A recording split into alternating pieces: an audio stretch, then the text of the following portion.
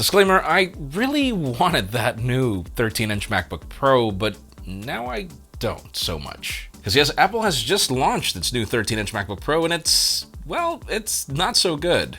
We have some more leaks of the Google Pixel 4a with a full-blown camera review on YouTube, and the Nokia 9.3 PureView might bring a new design that's actually an oldie that we really love. I'm Jaime Rivera. I heard that today's Monday. Some people told me in the comments, and I do believe it. May the 4th be with you. This is Pocketnow Daily.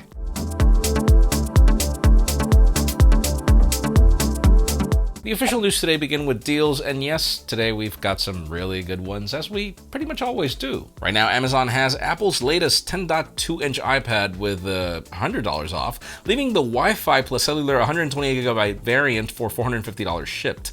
The iPad mini is $50 on discount, leaving the 64GB variant for $350. And those of you that are looking for a laptop, that Surface Laptop 3 is $170 off, which leaves the Core i7, 16 gigs of RAM, and 256 gigs of SSD at $1,429. And finally, that Echo Show 5 that we've been discussing and covering since last week is currently $40 off, leaving it at $50. I highly recommend that, and I also do recommend, I've got this fetish for that iPad mini. For reasons I don't understand, it's just that form factor with the Apple Pencil.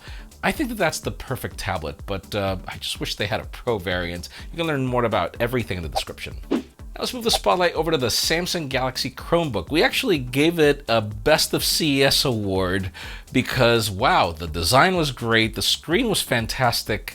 I mean, 4K on a Chromebook is totally overkill, but still, it's awesome to have.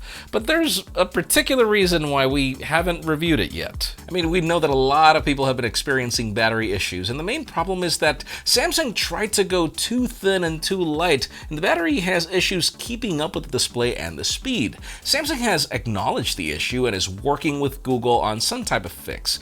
They haven't specified, but it will most likely be a software fix that'll either sacrifice a little bit of the display quality, which we hope does not happen, but you'll get longer battery life, or a new battery saving option.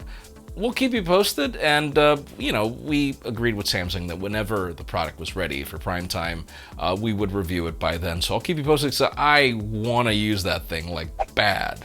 Now, it's awesome that John Renger the other day asked everyone what their favorite smartphone of all time was, and mine was the Nokia Lumia 930 out of a list of 10.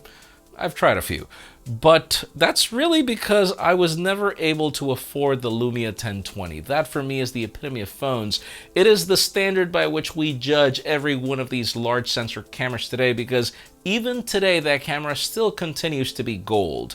And apparently we're finally getting some sort of a successor. See, we've been hearing rumors of Nokia working on a 9.3 PureView for at least a year, and now we've got some concept renders based on rumors. The device looks like the Lumia 1020 down to the yellow color variant, and the circular camera module, which we get 5 cameras tuned by Zeiss.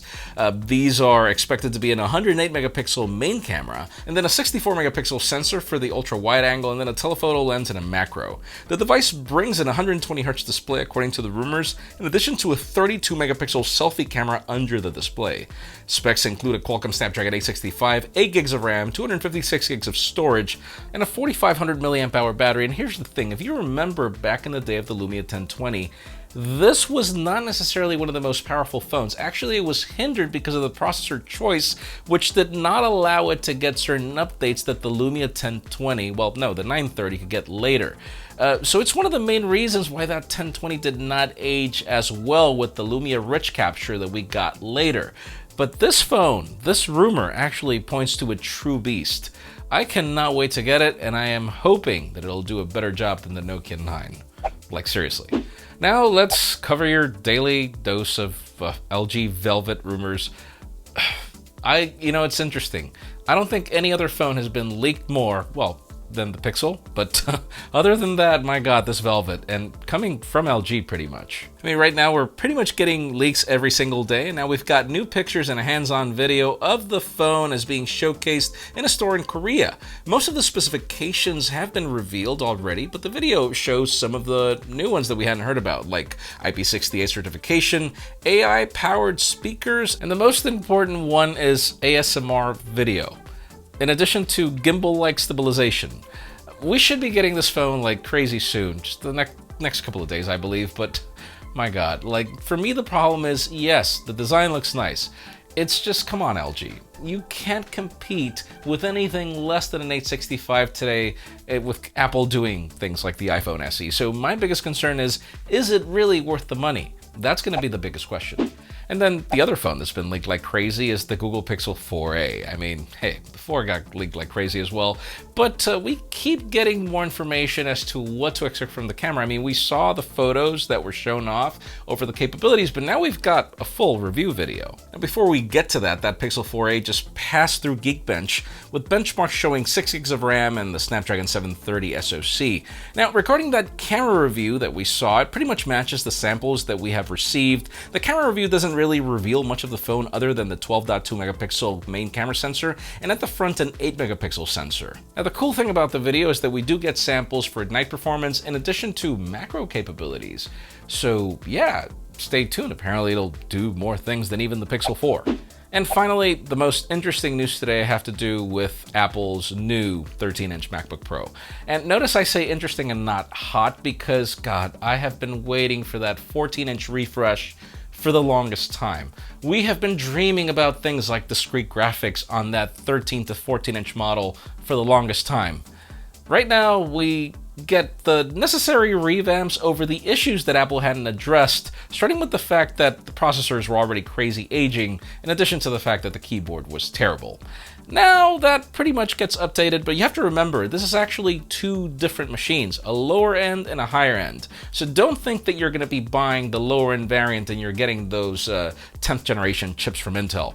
No. So just keep in mind, if you're going for the lower tier variant, which is the 2 Thunderbolt 3 port variant, yeah, that one has the 8th generation Intel processors, which are crazy old.